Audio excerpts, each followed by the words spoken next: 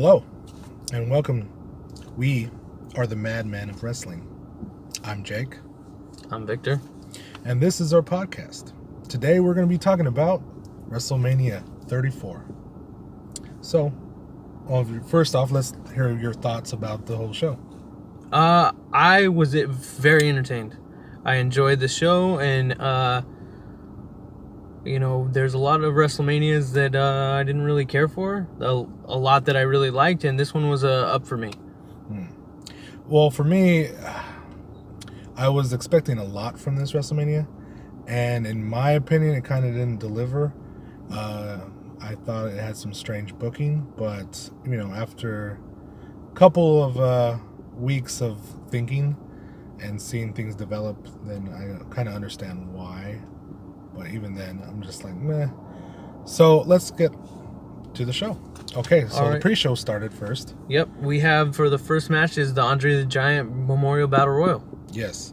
So I thought it was a good Battle Royal. Very newsworthy.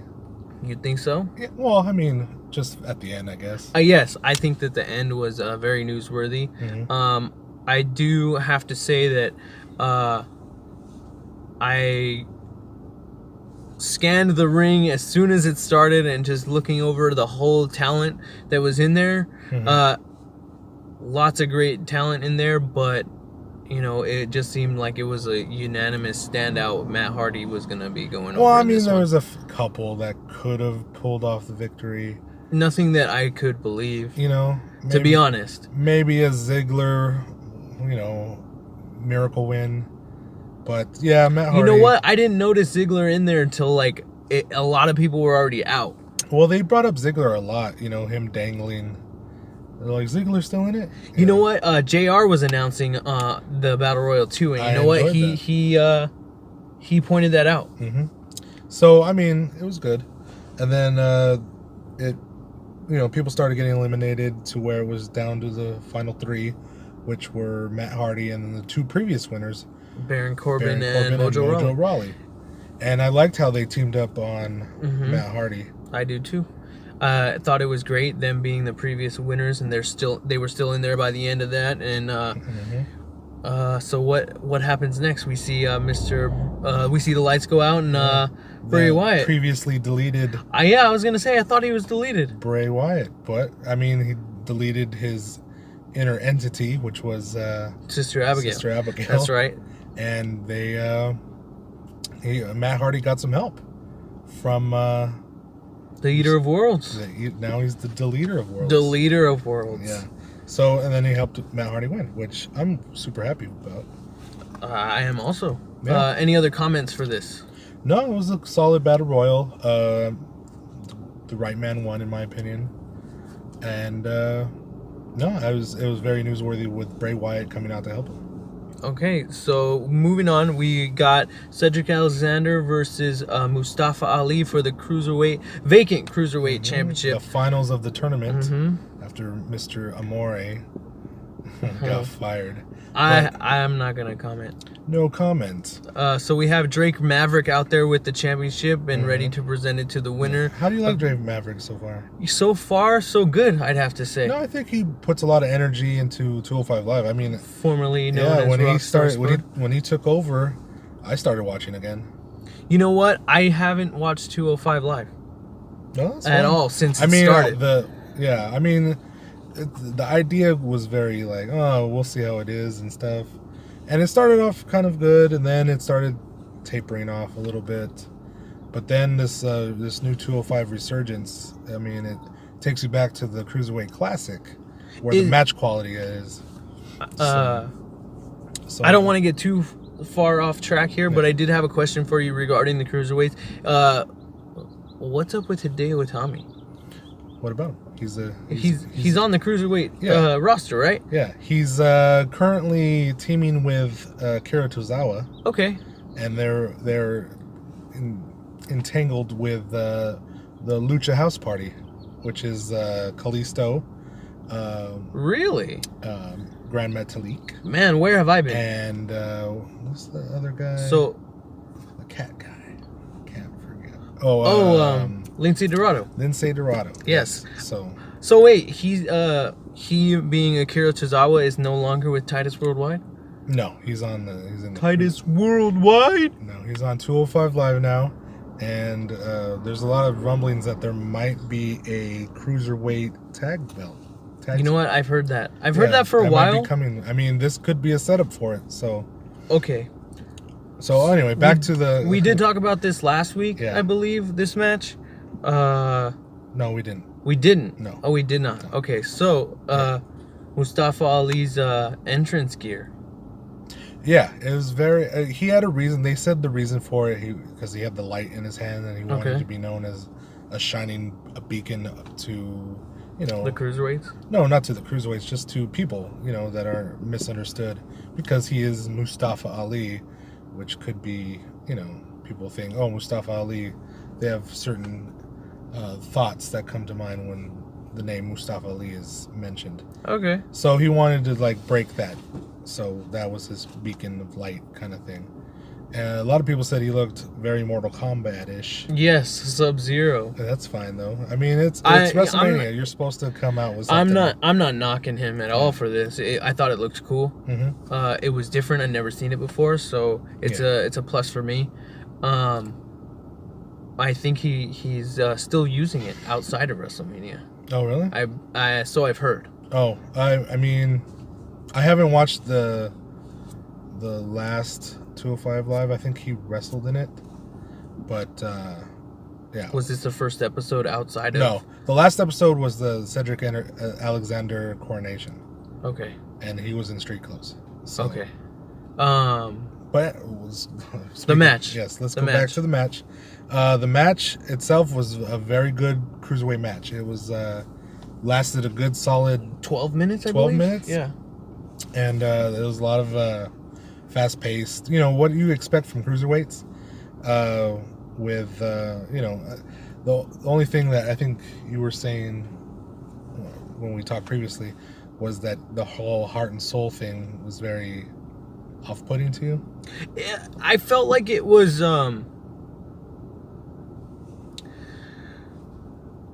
I wouldn't say it was like forced upon on me. Mm-hmm. I liked it. I liked the idea. I just felt like they were really pushing it. Well, I mean, you gotta find the story gimmick. of that. Yeah, you gotta find your thing and then go for it. You know, I was trying to understand it, and I do kind of, I guess. Well, I think if for the people that have watched 205 Live, they would get it.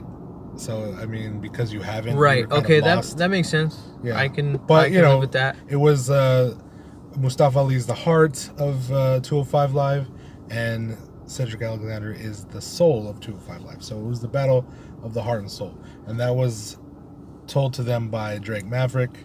So they started running with it. Okay. Making it their own. So the match ended with the lumbar check after Mustafa Ali went for a second 045, or that is it nice. 054? It's 054. Yeah. So, I mean, either one of them winning was going to be great for me. I think Mustafa Ali was doing great with his promos. You know what? I did too, and he had me believing that he was going to walk out of this. The champion. Yeah, I mean, there was a good argument for both, and like I said, I'm perfectly okay with either one. And Cedric Alexander is well deserving, and he's a great wrestler. No complaints here. Okay. All right. So, what would you give this match as far as a rating? Grade or rating?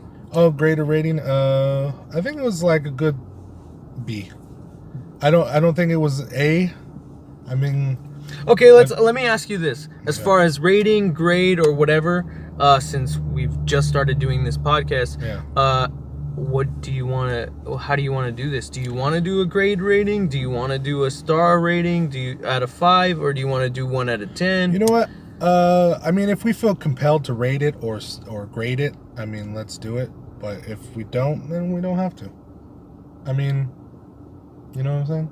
Okay. Yeah. Well, however, you know, if anybody has an opinion on that, I mean, if you would like us to do a grade or a rating, let us know. Yeah. So and if you don't, let us know. All right. Well, then we'll say this: from the rest of the card on, we won't give a rating, and when somebody gives an opinion, we'll base it off of that. Okay.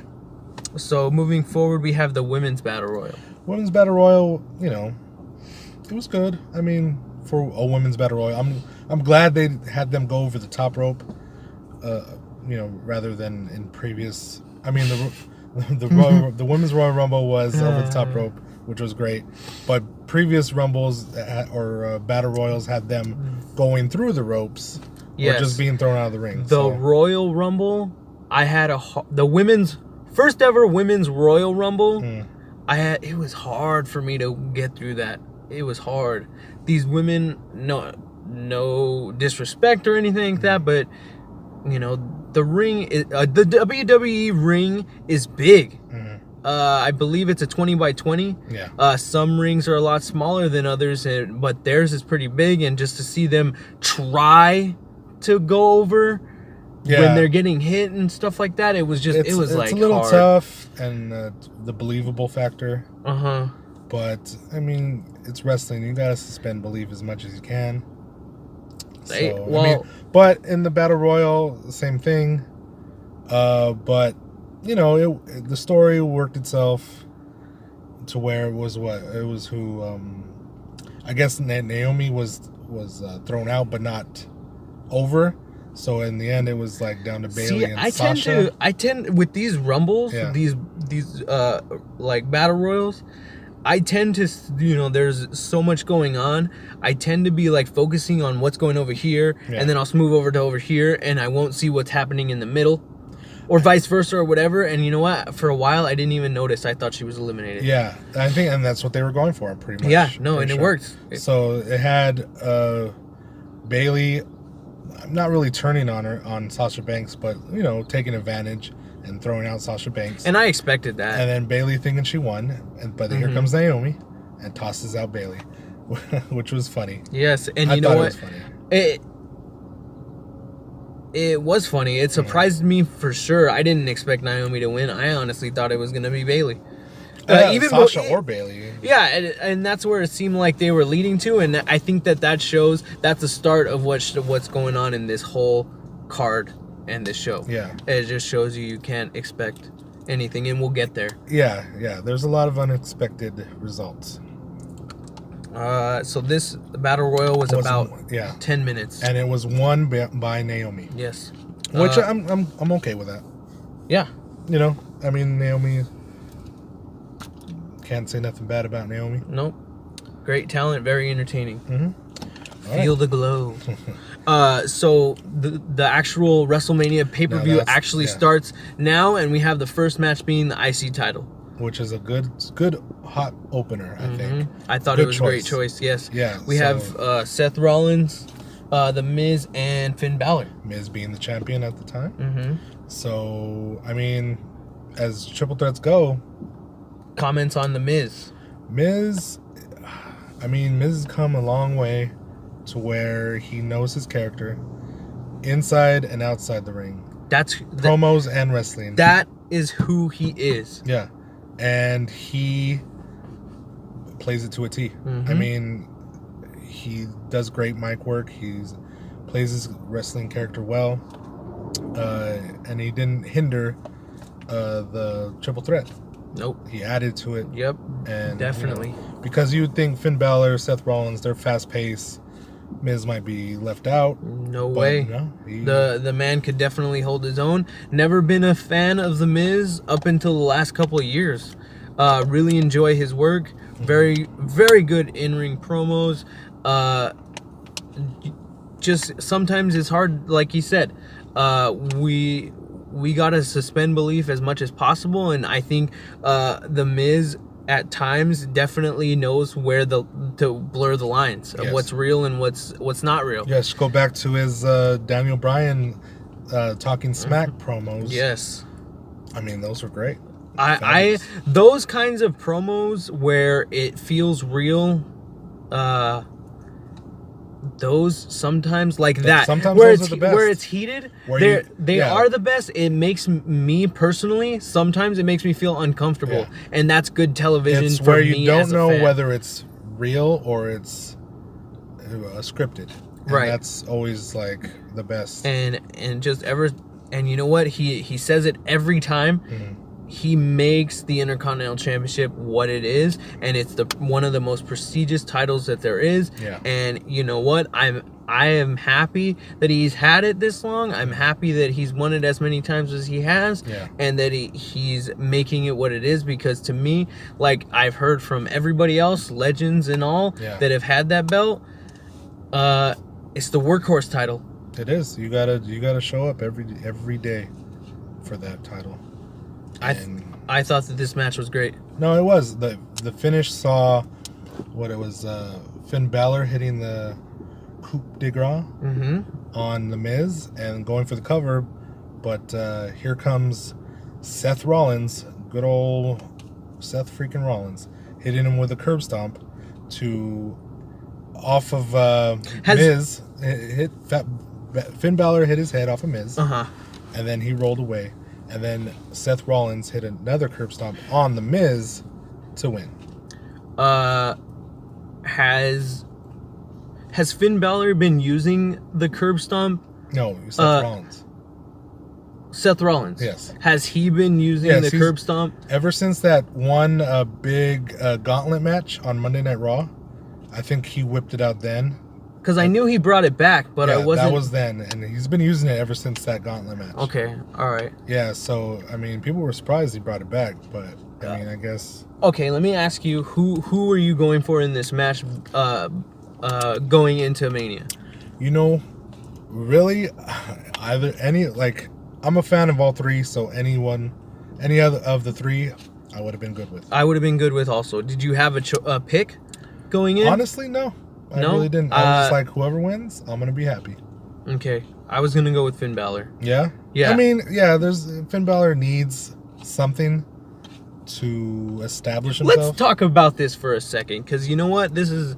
I've been seeing this a lot lately, and I'm sure it's pretty obvious to everybody else. Nobody's forgotten that he still hasn't got his rematch for the Universal title. And you know what? And he probably won't until Brock Lesnar loses the title. Which is fine. It's fine with me. But as long as it's pointed out and that it's fixed, because people aren't going to forget. I haven't forgot. I'm sure. I don't think you forgot. Yeah, I'm sure they'll mention it. Also, on if Michael Cole doesn't, Corey Graves certainly will. You know what? Damn, there's so many topics we could talk about, and I'm sorry. And we're going off topic. I know, we keep going off topic, but there's just so many segues. Anyways, we'll continue. We'll go back to everything else on another time. Yeah. So, the next match Seth Rollins is the new Intercontinental Champion. Yes. And we're both fine with it. It was a great match. So, we have Asuka versus the Queen, Charlotte Flair. Well, why didn't you say the Empress of Tomorrow, Asuka? You know what? That's because I actually was going to say Charlotte first, and I thought I'd say the challenger first. But, it slipped my mind. Yeah, that's fine. But okay, and so... The Empress, Asuka. Thoughts on this match? I thought it was great. I was excited for this match. I wanted this match. To me, this was a dream match also, just like the Nakamura AJ match. Yeah. This was something that I thought wrestling fans would want to see, and WWE actually delivered, and so did these two women. Yeah, they did a phenomenal job. I think it could have gone a little bit longer. You think so? Yeah, I think it could have been a little bit longer. The ending was very surprising. So this match was about 15 minutes. I think that's a little average. I mean, a little bit longer to establish Asuka as... I mean, okay, the ending saw Asuka tapping out to the figure 8. I think... No, go ahead. So, go ahead. I mean, and it was pretty quick. I would have preferred her holding on a little bit longer. Maybe breaking the hold once or twice, and then eventually succumbing to the figure 8. You know, the way I was looking at it and the way I would want it to be would be the same way. Yeah. To make her look like she's strong. Yeah. But the whole... See, okay, I'm going to talk about Charlotte for a second. Yeah. But I get that it's not about Asuka, it's about making Charlotte look strong. Yes. What I was gonna say was, this match made me look at Charlotte like it makes me look at Rick.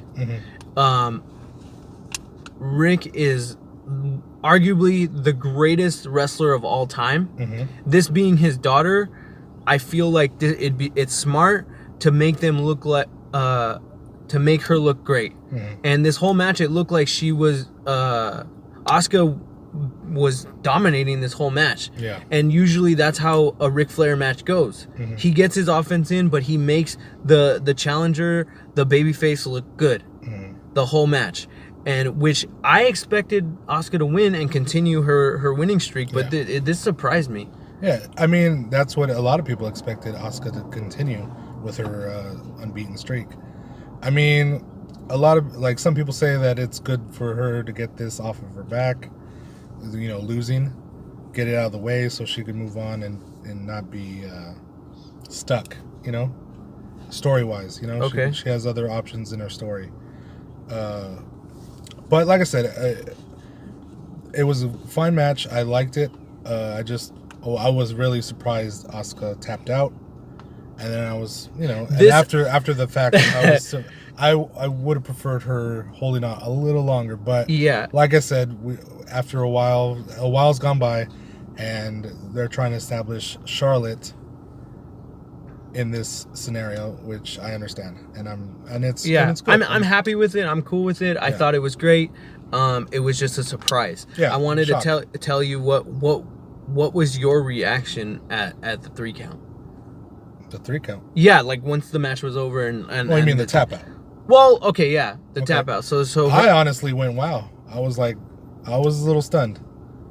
It was almost like Undertaker getting his streak snapped by Brock Lesnar. Yes, that's exactly what I was gonna say. Yeah. There's the one guy that they put the camera on at WrestleMania 30. That was how I looked. That's how I looked too. As soon as she tapped out, I was just like, wow. Just the fact that she tapped and the fact that she tapped so quickly. Yes. So, I mean, but Charlotte retaining the title, it's great. Awesome. She's a great worker. Yep. She's definitely one of my favorites. Be a transcendent star, and that's just helping her establish it. Yep. Okay, so this match was 13 minutes long, and Charlotte retains the title. Yeah. So next we have the Fatal 4-Way United States title match. You wanna say who's in this match? Well, we got Mr. Rusev Day himself, Rusev. There's also the Glorious One, Bobby Roode. The Viper, Randy Orton, who is the champion, the U.S. champion at the time. And Don't Hinder Gender, Mahal. I like that. That's good. So let me start off by saying my pick for this match. You might laugh at me, but it was going to be Rusev Day. I mean, as soon as he got added, I think a lot of people were hoping Rusev would win. I mean, I did too. Because the previous match before that, it was kind of like... the man's over. Yeah, and I mean, I don't know what WWE is doing by not pulling the trigger on his face turn. But, I mean, it's their company. They can do what they want with it. Sometimes I question their choices. I mean, sometimes they're right and sometimes they're wrong. Yeah, That's like with everybody. I've learned to live with that. I've been a fan my whole life, so whatever. So this match it didn't really pique my interest too much, and it didn't really last too long, which is probably for the best. The ending had Rusev getting the Colossus put on him and being pinned 1, 2, 3 by Jinder Mahal, and we had again another surprise. Yeah, I mean that was probably the one I didn't think would win the least. You know, there's the Bobby Roode, Randy Orton, Rusev, I thought would win it before Jinder Mahal. Okay, my pick was Rusev, but I thought Bobby Roode was going to win. It didn't make sense to me putting it back on him after losing it to Orton. Yeah. But I expected him to win again. I was thinking either Randy Orton retain or Bobby Roode. Or Rusev. Or Rusev? Okay, yeah. I thought it was either Bobby Roode or Orton retaining. Yeah. But Jinder Mahal winning. Yep. Makes everybody frown. But, I mean, there's a They got to be disappointed just to be brought back up. There's a reason for everything. This match was arguably a little short. It was, for a Fatal 4-Way. But it was for the best. I think there wasn't a lot of interest in it, even with Rusev. So, I mean, they had to, knock it out. quick. All right, so Jinder Mahal wins. Before we move on, I wanted to comment on Aiden English. Aiden English was in the Battle Royal. He got eliminated first. Yes, he got eliminated first. But the man had a full head of hair at the beginning of the of the show, and when he came out to introduce Rusev, he was bald and he had different tights. I did not notice that at all. I noticed that right away. He came out, I was like, he's bald. Maybe he had a wig, a toupee. No, he didn't. The can of spray. No, I noticed because I was like, that man has a bad haircut. When he got eliminated, I was like, he's got a bad haircut. Oh, well then maybe he just cut it all off after that. Yeah. Maybe people were talking about his hair. Okay, moving on. Okay. Next match. If not Nakamura and AJ Styles, this was the match that I was most excited for. We have Ronda Rousey, Kurt Angle versus Triple H and Stephanie McMahon. Yeah, I mean, I was a little nervous about this match because of Ronda Rousey's experience level. Me too. And Stephanie McMahon being in it. I mean, for the most part, the business is in her blood, but she is an older woman. Not saying that older women can't do this stuff, but she hasn't really participated in much action in a while. I mean, so I was a little nervous, but regardless of that, yeah, this match delivered on all aspects for me. I mean, it had entertainment, drama, action. I mean, Ronda Rousey really showed what she can do. Oh man, she impressed me so much. Yeah. I mean, she's a great talent, but she's never done this before. So I didn't expect a lot, but I got a lot in return. Yeah, I mean, Kurt Angle, still great. Triple H is the best, one of the best heels of all time. The build-up promo that they showed, I think it was great. I think the story that they've been building to, with the match combined, made this whole thing.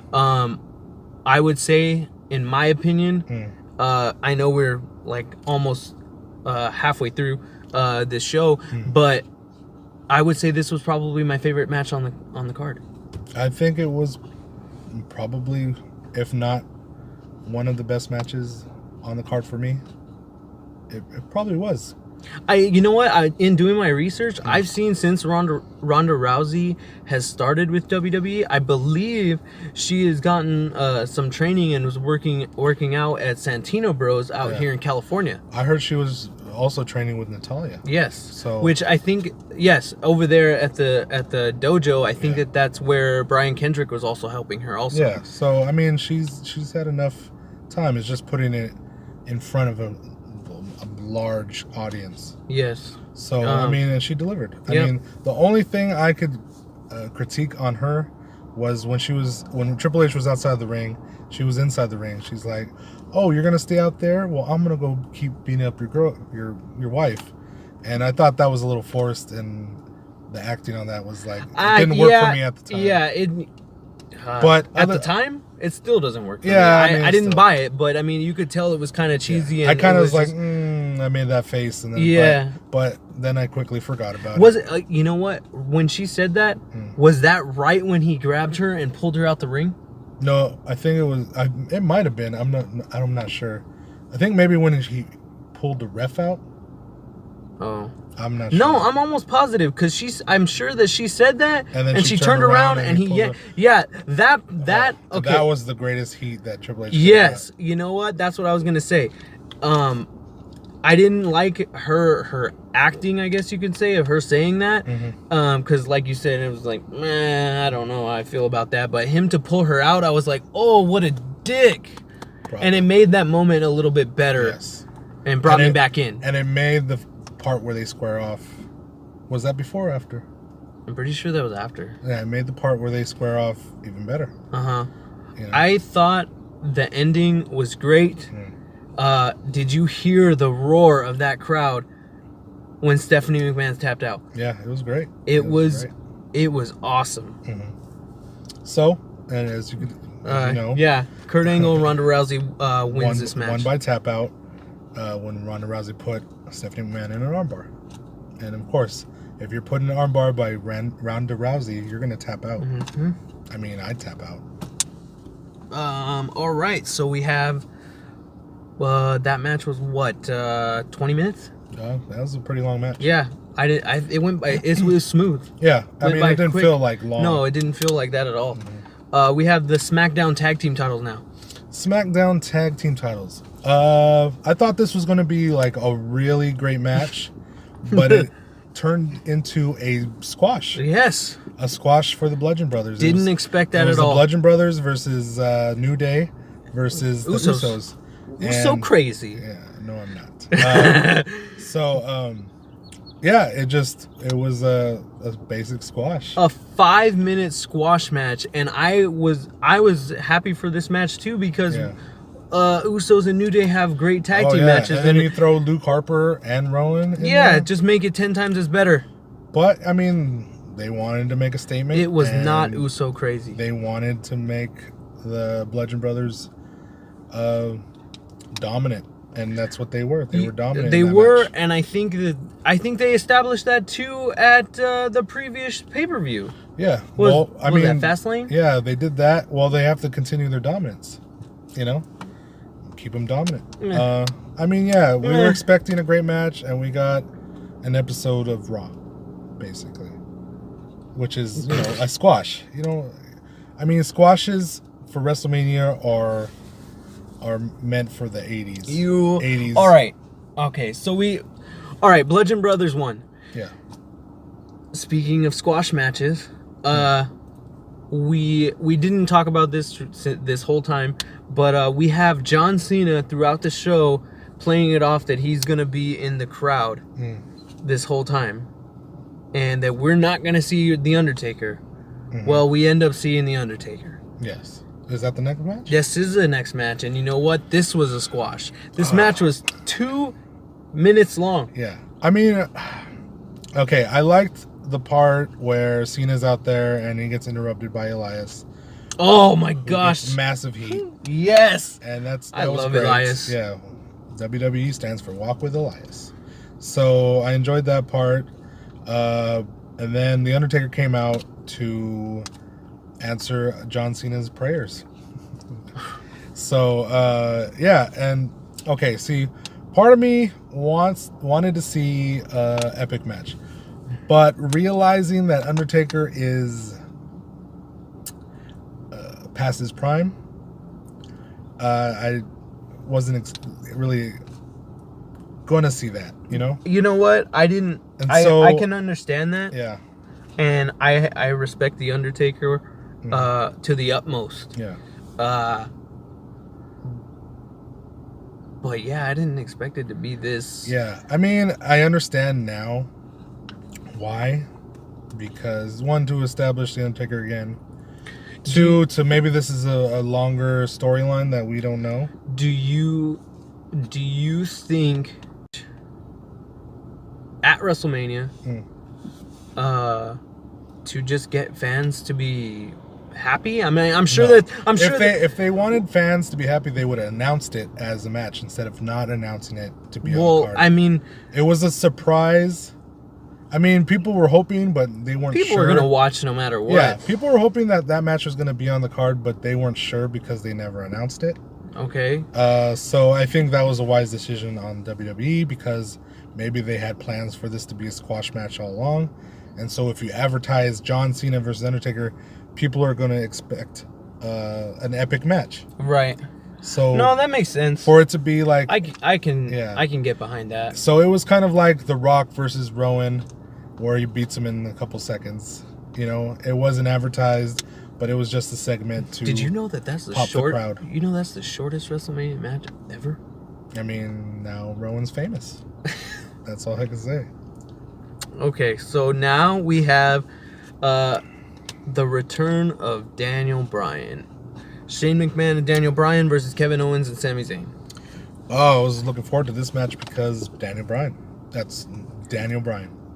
I mean, Kevin Owens and Sami Zayn are great, and I think they would have been great to play off of Daniel Bryan.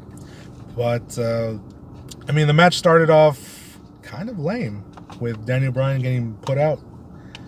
Yeah. And then the stretcher coming out. But and then having Shane McMahon fight off Sami Zayn and Kevin Owens. So you didn't like that? I mean, it was like kind of boring. Okay, so this is the way I looked at it.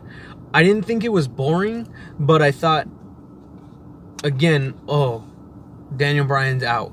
Yeah. He's limited to what, and then bringing the stretcher out, I was like, oh, another stretcher. Yeah. Like they do that a lot. I was just waiting for Daniel Bryan. I knew he was coming back. But see I knew he was gonna come back. Well, and, yeah. But and so I found myself just waiting for him to hurry up and get back, and not really paying attention to the Shane McMahon beatdown. Right. I think it's wrestling.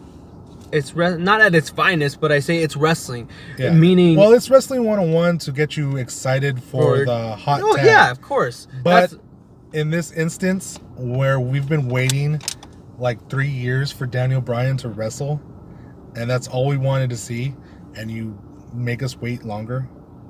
I think a lot of fans were like, well, you waited this long, you might as well wait a little bit longer. No. That's the way I look at it. No. Like that's like your girlfriend saying, "No, we're gonna have sex for the first time tonight," and then she's like, "We're gonna do it right now." So when you go into the room and you're ready to have sex with her, she goes, "You know what? Not right now." No, I know you understand. I want to watch TV. I know that you understand the point of it. You even said it a minute ago. No, I understand the point of it, but that point fell flat. No, because I honestly don't. It fell flat. I don't think so. It fell I flat. don't think so. You're building the anticipation. No, if you go back and watch WrestleMania right now, I will go back. You see the crowd after that match. The crowd was deflated.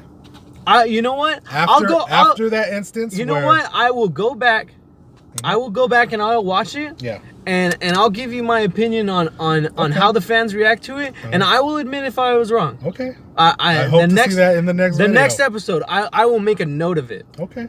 So, anyways, the ending saw Daniel Bryan making his fiery comeback and tapping out Sami Zayn in the label lock. Okay. Match. Which was I expected Daniel Bryan and Shane McMahon to win. Because it was Daniel Bryan's comeback moment. Of course. I mean, they're not going to have him lose. No. So this match was a 15 and 25 second match. Yes. We have Nia Jax and Alexa Bliss next for the Raw Women's title. I mean, first off, I'd just like to say how great Alexa Bliss is. I mean, no one thought she'd be this great. But I didn't. I honestly didn't. I was wondering why she didn't win the NXT Women's Championship, and now she's done all this stuff on the main roster on Raw and SmackDown. Yeah.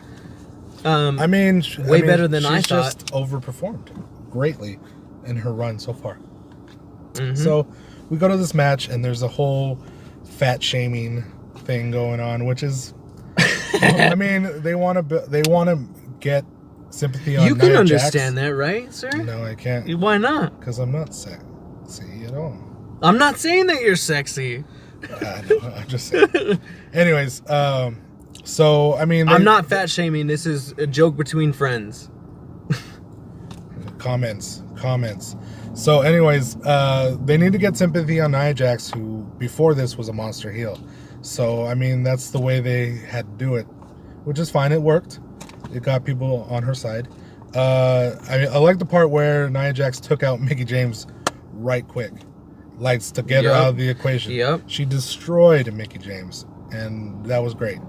Great booking. I like the fact that Mickie James and Alexa Bliss are like best of friends. Yeah. I mean, it happened so suddenly, but I mean, it works for both of them. Mm-hmm. Gives Mickie James something to do, and then Alexa Bliss somebody to play off of and help her, you know. Mm-hmm. So, I mean, Nia Jax is a monster. Did you expect Nia Jax to destroy Alexa Bliss, or?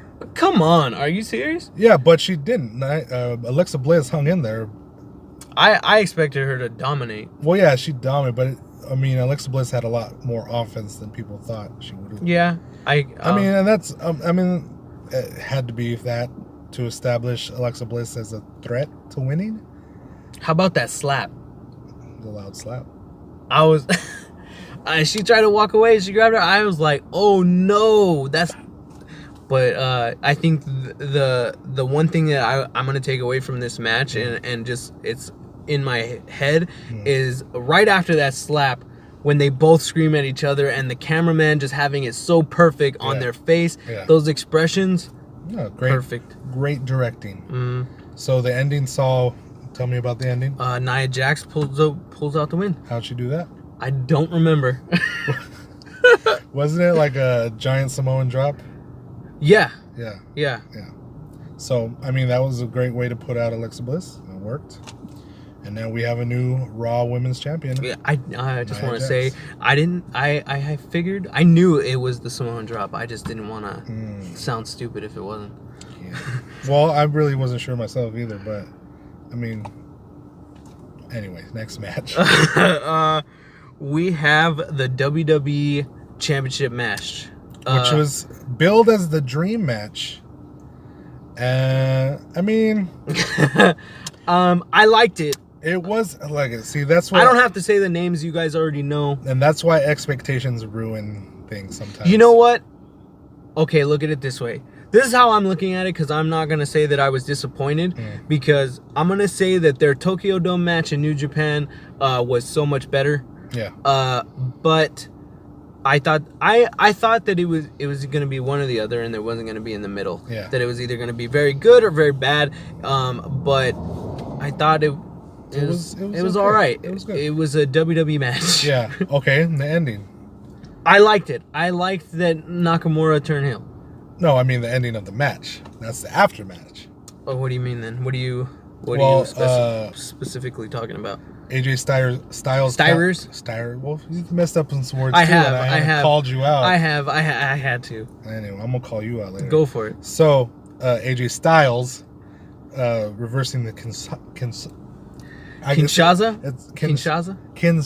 Am I saying it right? Kinsasha. Kinsha. It's Kinsasha. Say Kin. And then Sasha Banks. Kinsasha. Shut up. That's how you say it. All right, I'm gonna tell you to go back and listen to Corey Graves. He says Kinsasha. Sasha. Yeah, Kinsasha. I don't think so.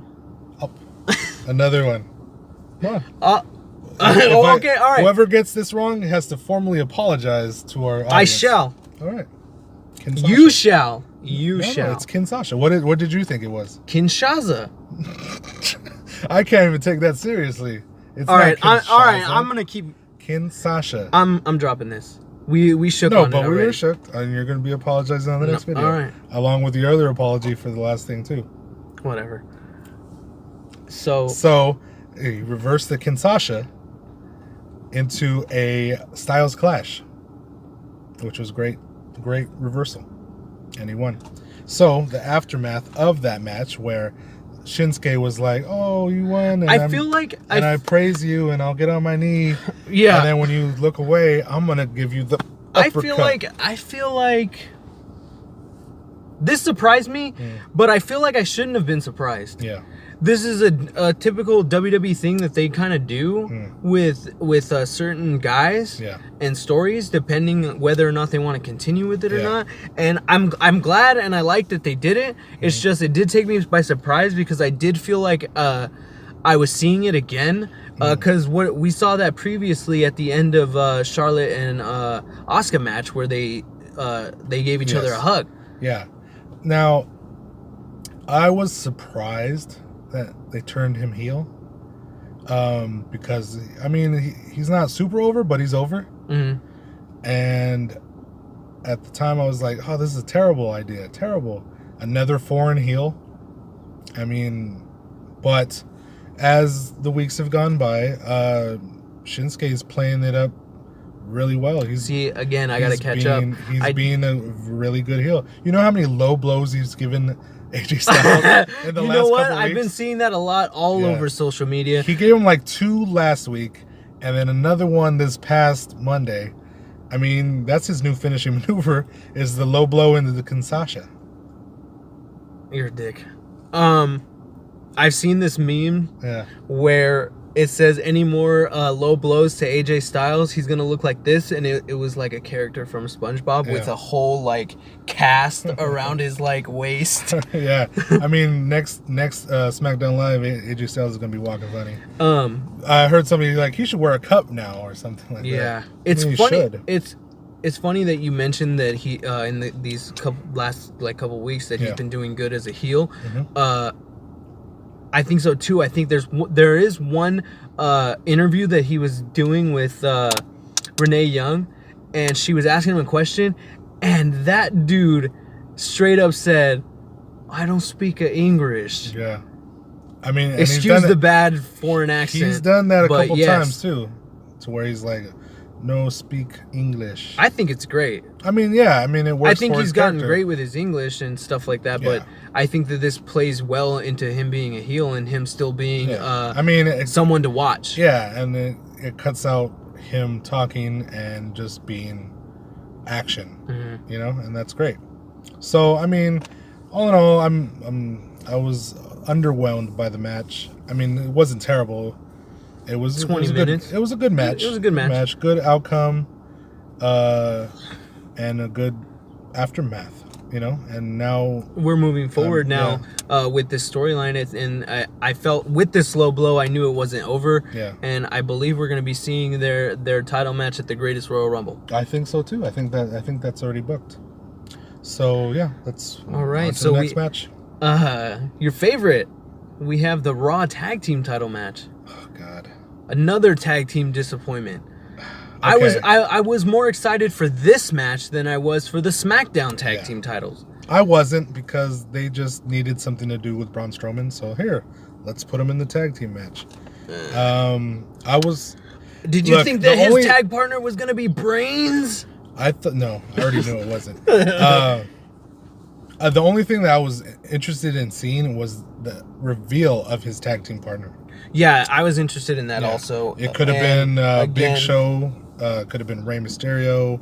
Could have been. You thought it was gonna be Rey Mysterio? It could have been. There was talks that it could have been Rey Mysterio. It could have been a numerous amount of wrestlers that could have been his tag partner. But see, this is my problem with this. WWE went for the moment, the WrestleMania moment, and had him pick a 10-year-old kid from the audience, which he turned out to be a referee's son. But at the time, I was like, wow. Now, like, in the beginning, I was hoping Braun Strowman wouldn't win the tag belts, because the Bar have been doing such a great job. Mm-hmm. And the only way they were going to not lose their belts was if Braun Strowman picked another wrestler to be his out, to take the pin. You know, so Braun Strowman remains looking strong, but he loses the match. So as soon as he picked a 10-year-old kid, I knew that he wasn't going to lose. How do you... One, you're not going to pin Braun Strowman, and two, you are not going to pin a 10-year-old kid. I mean, that would be such great heat if Cesaro would have rolled him up when he went for the pin. But, I mean, they went for the moment. I just pictured this kid getting, like, kicked in the face. Get a Cesaro pop-up uppercut? Yeah. That would have been so this is the way I looked at it. Okay, I was like, oh, who's this tag partner going to be? And then this dude goes, oh, it's one of you. And I was like, oh, God. No, the match was 4 minutes long, but they took up so much time. Yeah. Oh, my goodness. He goes into the crowd and he picks this kid. How is he going to be like, oh, you? And he goes all the way over there and picks that kid. And I knew right away he had to be somebody. Yeah. I mean, because you're not gonna find a kid that has the WrestleMania logo shirt of that actual WrestleMania there.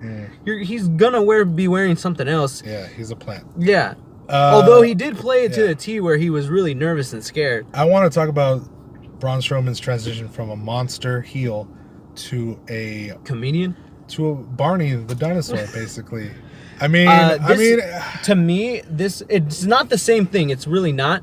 But I'm referencing it towards how CM Punk referred to in one of his promos. He referred to what the fuck is his name?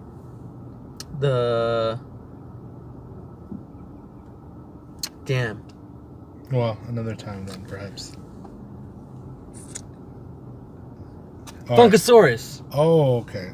Funkasaurus. Yeah, how he's this monster. And then they made him a joke. Yeah, they made him a joke. I mean, Braun Strowman is over now. He has a large fan base. But now they could do so much yeah, more. Instead of turning him into a big, lovable monster, they could still have him as a crazy monster that people love. But, I mean, that's their booking choices, so we'll see how it turns out for them. So, anyways, we have new tag team champs in Braun Strowman and Nicholas is his name, who, you know, spoiler, because they happen to scheduling problems. Yeah, they had to give up their belts because Nicholas still was in the fourth grade. So something. I mean, they rebooted the tag team division a little bit, so whatever. Universal Championship match. Now this one was almost as shocking as the Asuka loss, because because basically we knew what was going to happen.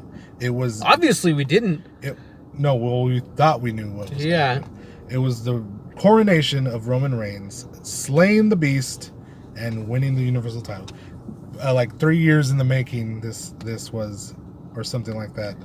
And, you know, it saw Roman Reigns get his butt handed to him by the Beast, and he took, 6 F5s? Gosh. 6 F5s. I was getting... The past year, no one is kicked out from an F5, but now Roman Reigns kicks out from 6, one being on the table. And I was getting... But the part that you know, kind of like rubs me the wrong way is he still lost. I mean, if you're going to have him kick out of 6 F5s, have him win. Yeah. I mean, I had already, personally, I'm not a fan of Roman Reigns. I mean, he's a great wrestler now. He's improved a lot. But the constant pushing him down our throats has gotten me, sour on him. But, anyways, knowing that he was going to face Brock Lesnar at this WrestleMania, I had already been okay with him winning. I was like, okay, I accepted it. I accepted him winning. I was like, okay, let's have him win, let Brock Lesnar leave, and we'll move on. Yeah. So, but then they give us a curveball, and we totally swing and miss, and Brock Lesnar him kicking out of all those F5s was getting me pissed. Yeah, I was like, oh, he's gonna win. They're making him look like he's badass. Gonna be super Roman Reigns. I don't buy, like you said earlier, them looking for the moment. Yeah. Here they show it again. Yeah. Him getting busted open. Oh, the hard way. Yes. The Randy Orton way. I honestly do not think that this was the hard way. No, he thought he bladed himself? I think he bladed himself. I'm going to say that because how is Brock Lesnar going to elbow him a few times as hard as he could, and he's going to bleed that much? A lot? It just depends on the cut, man.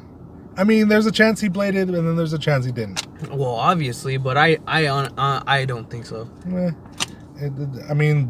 Blood on Roman Reigns only got me excited.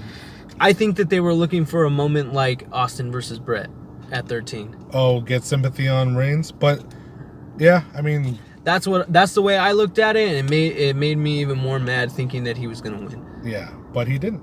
He hit 2 spears. I'll say upset because Lesnar kicked out, and then when he went for a 3rd spear, he got F5'd and lost, stunning the crowd because the crowd was really not interested in the match at all anyway. In the promo package, right when that started, I realized, I felt like I should have known it, but I realized it just before they had said it.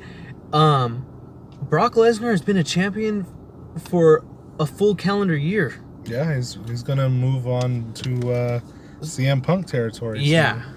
Yep, he is. And that's one thing that I did hear too, was that that's the reason why he won. Yeah. Was so he can beat the record. I don't know. There's numerous reasons. Well, you know what? And honestly, I really don't care. Yeah. It's just, that's one reason why I was so upset with Roman Reigns winning, because I'm not a fan. I'm really not. Well, then he didn't win. I know. But what I'm trying to explain, though, is I've waited years to find out who's going to finally defeat The Undertaker. Yeah. And it's Brock Lesnar, which is fine with me. I've grown to accept it. And the way that they've presented Lesnar as this beast character. Yeah. They've done great, and him being a champion for a full year. Yeah. It's great, but for someone like Reigns to beat the Beast, who beat the streak. I mean, Roman Reigns is the pet project of Vince McMahon. He's the good-looking, big, strong, marketable guy that WWE wants, but the fans don't. I mean, most of the fans. You know, the little kids and the women and some of the guys want him, but a lot of other guys don't. And I mean, we're just gonna have to ride this until they either realize that they're making a mistake or he retires. So, I mean, anyways, Brock Lesnar won. So, what did you think of that when he won?